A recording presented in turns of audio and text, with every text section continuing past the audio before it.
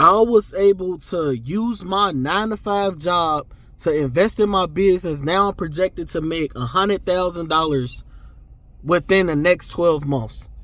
Now, I'm going to tell you how, bro. So, about a year ago, I started in Turo.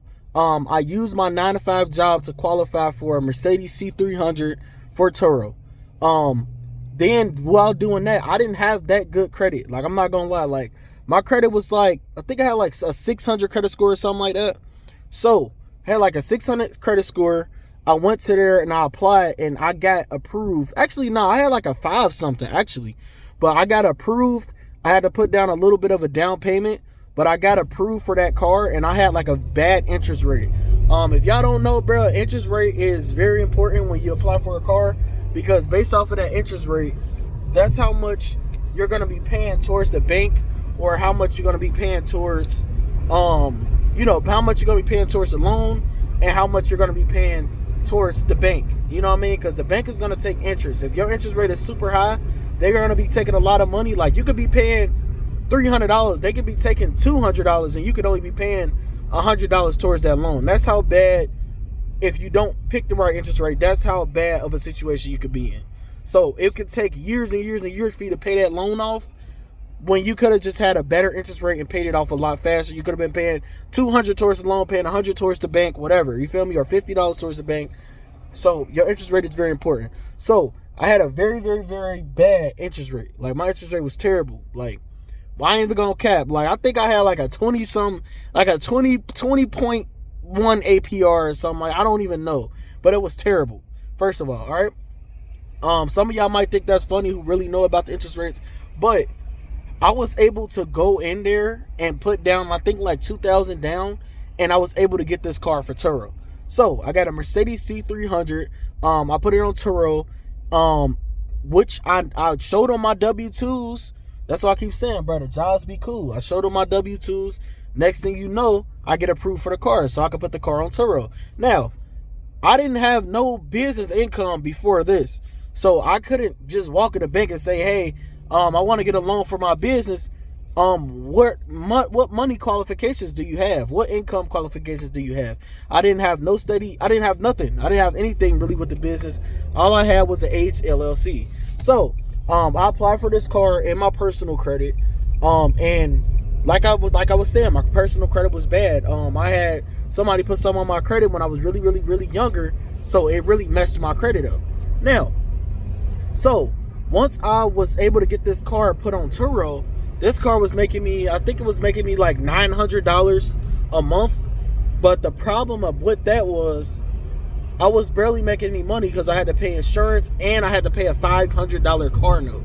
So I was not making any real money off of that, right? But at first I was salty. I was like, damn, I'm only making like a $200 profit or something like that a month. Like, and I was like salty about it. You feel what I'm saying? But what ended up happening was, I didn't notice like it was really a blessing in disguise. So I continued to go to this job. I continued to keep my car on Turo. I continued to learn the platform. I continued to invest. And what I started to notice was, a year later, like over the time, I wasn't paying attention, but bro, my credit score was going up so high. Like, I think my credit score was like, when I finally looked at my credit score, it was like a 760 something. And keep in mind, I said it was 500 at first, bro. So I was paying on my credit cards, I was paying on the car, and my credit score went way up. So, yeah, I kept working this job, and then I just thought to myself, and I started reading a book, and it was teaching me, like, learn how to use other people's money. Stop trying to use your own cash for everything, because we're not a bank.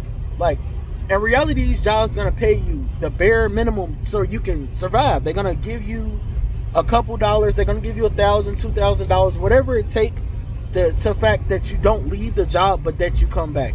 If a lot of y'all don't know, your pay rate doesn't have anything to do with you becoming rich. It has everything to do with, and it has nothing to do with how much money the company make. The company can make $5 billion a year, but they can only be paying you $30,000 or $40,000 a year. And why is that? That is because it has nothing to do with how much money they make. It has everything to do with the economy, how much money you need to survive, and they need to always keep you on this hamster wheel. If they give you too much money, you're gonna leave a job, and that's gonna be the problem. If they was to give you, if you supposed to be getting, if the economy needs 50,000 and they give you 200,000, then guess what? You're gonna probably end up leaving the job. You get what I'm saying? Or you're gonna end up making so much money that you're gonna feel like you don't need the job. It's like, it's weird, but it's like a cycle. It's like these companies understand that. So, like I was saying, so you have to really, really, really think about that. Yeah. So take that into account.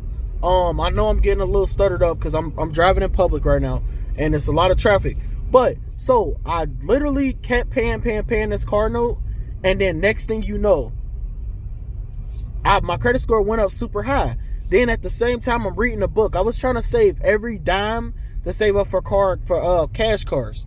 Now I'm gonna say, bro, the cash cars, bro, the cash car is not all of that, bro. Like, the cash cars, you'll get a cash car, you buy it for $4,000. First of all, they overpriced. You buy it for $4,000.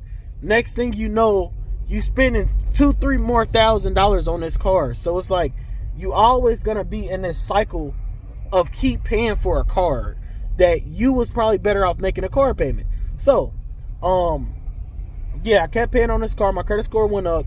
And then once my credit score had went all the way up and I was making a lot of money at my job, I was able to go into the bank and apply for loans with really, really low interest rates, 6% interest rates, 7% interest rates, 9% interest rates. Like, I was able to get very, very good APRs and very, very good loan terms. So, once I was able to do that, I was able to get 5 cars in the same month, and I was able to put these cars on Turo.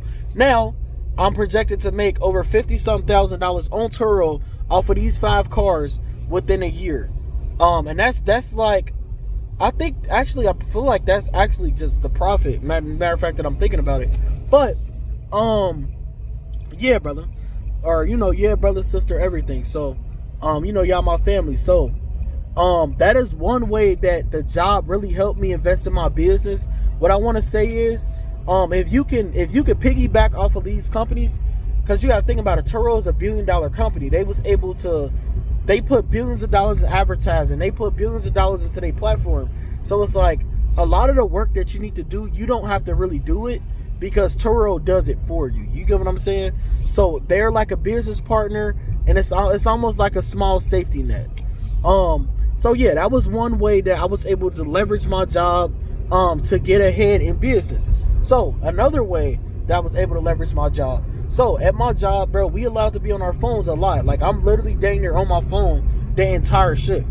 So with that being said, while I'm on my phone the whole shift, as long as I'm doing my work, I learned how to use Excel. So with Excel, you can make budgets on there. You can make schedules on there. You can pretty much use Excel to do anything, bro. Like, literally, when I worked in the office at my job, I learned how to use Excel, and that in turn taught me, what I can use it for. So I use Excel for my budgets, and I do this at work every day. I sit and I look at my bank account, and I work on my budget. I work on my savings. I work on my investments, my projections, everything. So what you can do while you're at work is use your job in order to work on your business while you're there. If you know you can work on advertisements, like, even when I'm at work, bro, I'll be literally working on my YouTube videos while I'm at work. I edit my thumbnails. Like, I'm filming this video right now, but I already made the thumbnail while I was at work. So I'm out here filming it right now, but waiting until it got a little bit of daylight. But once I'm ready to drop this video, all I have to do is literally put the thumbnail that I already took the time at work and just put it on there. I have a whole sheet full of video ideas. This is one video that I just took off the video sheet. On Excel, I have a whole list of videos. It's all categorized. It's all everything. And I was able to do this while at work. So that's the thing, bro. Like, some of us can be so negative towards our jobs that we don't see the blessings in our jobs. You get what I'm saying? Another thing, obviously, you can save. Another thing, you use your 401k. If you invest in a lot of money in your 401k, like me, I was able to take money out of my 401k to start a safety net for my business. Like, me personally, I know I'm probably not going to be at my job in the next 30 years because I have bigger goals than that. And it's okay to be like that. You know, some people, they at their jobs, that's what they do. They want to become a supervisor, manager, or they want to retire or whatever. But you can use your 401k and you could take money out of it in case of an emergency. That is another good thing for the job. Another good thing. Sometimes I done been late on bills with my business, and I was able to use that money in order to be a safety net. So I'm going to say, don't quit your job just because you're making a little bit of money in business. Keep the job just for a safety net. So like if you have like a bad month or you be late on something, all you got to do is work a little bit more hours in this job and then put that money into your business. You feel what I'm saying? Like, just really think about that. You feel what I'm saying? Yeah. So you can use it as a safety net. You could use your 401k to invest in stocks. Like, let's say if you want to be a stock investor, some 401k plans allow you to invest your own money that you're putting into there and that they're matching into stocks, into other stock portfolios. So you could build a very, very big stock portfolio, or you could practice investing. You feel what I'm saying? That's a good thing. Becoming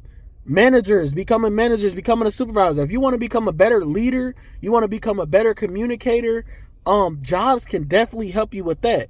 Some jobs can help you with your college fund, bro. Like, these jobs have unlimited benefits. So it's like, what I advise y'all to do is look into y'all situation. Are y'all allowed to have y'all phone at work? Are you allowed to have a computer at work? Are you allowed to use your phone to make calls at work? Some of y'all could be making sales calls. Who knows what y'all could be doing? Some of y'all literally sit at a desk with nothing to do, all in a room staring at a screen. Bro, you could be doing anything in there, bro. You could be doing anything to better your life, better your situation. So always keep in mind, your business is where you want to go. If that's what you want to be doing in the next 5 years, the next 10 years, you don't want to be at that job, start thinking about ways that you can benefit your business while being on the clock. But yeah, that's pretty much what I want to tell y'all. Like, bro, sometimes I'm not gonna lie, sometimes I hate going to work, but then what I start to realize is I literally go to work just to work on my business. And if I miss a day of work, I miss a day of my budget. I miss a day of updating my to-do list. I miss a day of writing my goals out and things like that. I miss a day of editing my videos. It's all of these things I've implemented into a 9-to-5 job. You feel what I'm saying? So think smart and think about where you can go. But that's it, man. That's pretty much all, bro. Like I said, I never even told y'all, bro. This Dennis Axton. Y'all the Axton family. Make sure to subscribe to the channel. I'm coming with more and more videos and about advice about self-help, about becoming better and better and better. Until the next video, I'll see y'all, man. Dennis Axton out.